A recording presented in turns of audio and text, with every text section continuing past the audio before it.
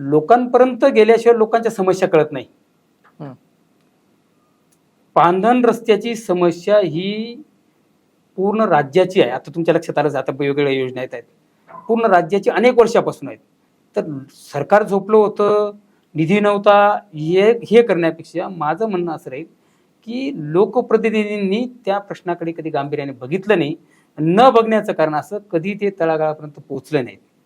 नूतन आहेर जिल्हा परिषद सदस्य होण्यासाठी किंवा ती निवडणुकीत उभी राहिल्यानंतर प्रचार करण्यासाठी तर प्रत्यक्ष पायी फिरत होत्या. मग सायंकाळी घरी आल्यानंतर आमची चर्चा व्हायची.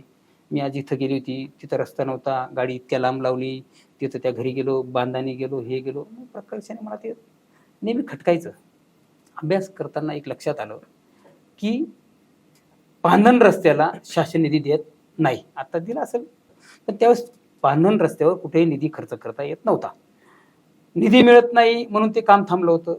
मला काय करता येईल की ही जनजागृती झाल्याशिवाय हा पांधन रस्त्यांचा प्रश्न सुटणार नाही. आणि जनजागृती करण्यासाठी आपल्याला त्या पांधनवरती काम करून दाखवावं लागेल कोणत्या तरी माध्यमातून.